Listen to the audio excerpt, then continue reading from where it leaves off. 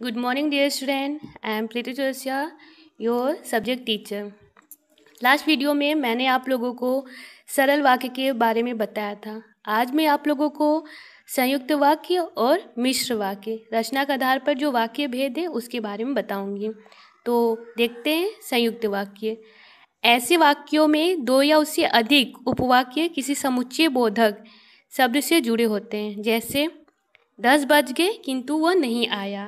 इसमें दो सेंटेंस है। दो सेंटेंस में समुच्चय बोधक, इंग्लिश में इसको हम कंजक्शन करते हैं। इसमें किंतु जो है वो समुच्चय बोधक वर्ड है जो दो सेंटेंस को आपस में जोड़ रहा है, इसलिए यह संयुक्त वाक्य, इंग्लिश में इसको कंपाउंड सेंटेंस कहते हैं, कहलाएगा। संयुक्त वाक्य प्रायः समुच्चय बोधक अवयव से जुड़े रहते हैं, जैसे और, तथा, एवं, इसलिए, अतः अथवा किंतु। ये जो सारे वर्ड है वो समुच्चय बोधक अव्यय के सिंबल है। कभी कभी ये जो समुच्चय बोधक अव्यय होते हैं ये हमें दिखाई नहीं देते हैं। जैसे क्या सोचा था क्या हो गया। इसमें जो समुच्चय बोधक वर्ड है वो दिख नहीं रहा है, लेकिन हम पढ़ते वक्त इसको बोल सकते हैं। क्या सोचा था पर क्या हो गया। नेक्स्ट एग्जाम्पल देखते हैं। रहने वाले रहेंगे और जाने वाले चले जाएंगे। इसमें और का लोप है, मतलब वो छुपा है, वो दिख नहीं रहा है। बोलते वक्त हम बोल सकते हैं सेंटेंस को, रहने वाले रहेंगे और जाने वाले चले जाएंगे। तो ये संयुक्त वाक्य है। जिस वाक्य में एक वाक्य के साथ अनेक वाक्य प्रयुक्त होते हैं, तो जो प्रथम वाक्य हो प्रधान वाक्य और शेष वाक्य उसके उपवाक्य कहलाते हैं। इसे इस प्रकार हम देख सकते हैं। जैसे राजा ने कहा तुम जा सकते हो और खेती कर सकते हो। तो राजा ने कहा ये हम लोगों का मेन वाक्य है, और तुम जा सकते हो और खेती कर सकते हो ये उपवाक्य है।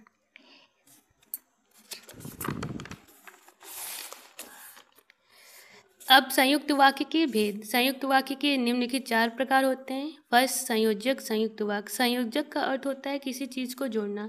जब हम किसी कार्य को जोड़ने का कार्य करते हैं तो वो हम लोग का संयुक्त वाक्य कहलाता है। जैसे यहाँ एक एग्जाम्पल है, देखते हैं उसको। मैं दिल्ली गया और मेरी पत्नी आगरा। यहाँ 2 वर्ग हो रहे हैं और इस 2 वर्ग को जोड़ने का कार्य और कर रहा है, तो ये हम लोग का संयोजक संयुक्त वाक्य है। नेक्स्ट है विभाजक संयुक्त वाक्य। विभाजक मतलब कि यहाँ पे किसी कार्य को डिवाइड करना। जैसे आप पहुँच जाएंगे या मैं आपको फ़ोन करूँ। इसमें किसी कार्य में विकल्प भी दिखाया जा सकता है और किसी कार्य को त्याग या छोड़ने का कार्य भी किया जा सकता है। यहाँ पे फर्स्ट एग्जाम्पल में है आप पहुँच जाएंगे या मैं आपको फ़ोन करूँ। तो इसमें या जो है ये हम लोग को विकल्प दे रहा है। और नेक्स्ट है जो है ठीक से काम करो अथवा नौकरी छोड़ दो। इसमें भी कहा जा रहा है कि कार्य ठीक से करो, अथवा जो है ये विकल्प का साइन है, नौकरी छोड़ दो। तो ये हम लोग का विभाजक संयुक्त वाक्य है। नेक्स्ट विरोधक वाचक संयुक्त वाक्य। इसमें जब विरोध किया जाता है तो वहाँ पर विरोधक वाचक संयुक्त वाक्य होता है। जैसे मैंने उससे बहुत समझाया पर वह नहीं माना।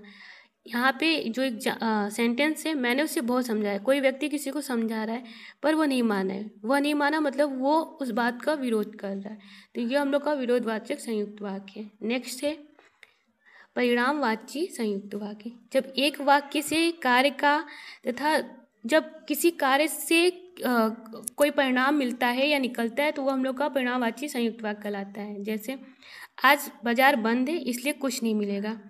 इसमें आज बाजार बंद है, इसका परिणाम क्या है कि कुछ नहीं मिलेगा। नेक्स्ट एग्जाम्पल है वह बहुत बीमार था अतः चुप ही बैठा। इसमें वह बहुत बीमार था, इसका परिणाम क्या हुआ कि वह चुप ही बैठा। ये जो थे ये संयुक्त वाक्य के भेद थे। आइए अब देखते हैं मिश्र वाक्य किसे कहते हैं। संयुक्त वाक्यों में जहाँ प्रत्येक उपवाक्य स्वतंत्र उपवाक्य होते हैं, मतलब कि जो संयुक्त वाक्य होता है इसमें जो सेंटेंस होते हैं वह एक सेंटेंस दूसरे सेंटेंस पे डिपेंड नहीं होते, वो फ्री होते हैं। लेकिन जो मिश्र वाक्य होता है इसमें जो सेंटेंस होते हैं उसमें एक सेंटेंस दूसरे सेंटेंस पे डिपेंड रहते हैं। तो जो मेन सेंटेंस होता है उसे हम प्रधान उपवाक्य कहते हैं और जो डिपेंड रहते हैं उसे हम आश्रित उपवाक्य कहते हैं। फॉर एग्जाम्पल मैंने वही मकान खरीदा है जहाँ आप रहते हैं। तो इसमें एक सेंटेंस दूसरे सेंटेंस पे डिपेंड है। यहाँ पर जहाँ आप रहते हैं, ये वाक्य उपवाक्य जो है वो आश्रित है प्रधान उपवाक्य पर। नेक्स्ट एग्जाम्पल है, पिताजी ने मुझसे कहा कि वे बहुत बीमार है। तो जो कि वे बहुत बीमार है, ये जो उपवाक्य है ये पिताजी ने मुझसे कहा, इस वाक्य पर डिपेंड करता है।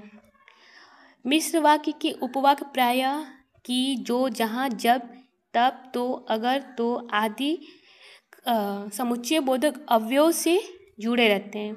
मिश्र वाक्यों में आश्रित उपवाक्य आरंभ में भी आ सकते हैं, मध्य में भी आ सकते हैं, अंत में भी आ सकते हैं।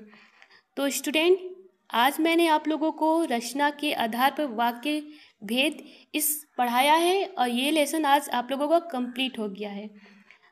आप लोग जो भी वर्क आप लोग को दिए जा रहे हैं या पढ़ाए जा रहे हैं, इससे आप लोग किसी कॉपी पर ज़रूर नोट कीजिएगा, क्योंकि स्कूल जब भी खुलेगा ये सारे वर्क आप लोगों के चेक होंगे। और हाँ, इस लेसन कंप्लीट होने के बाद आप लोगों का टेस्ट भी होगा।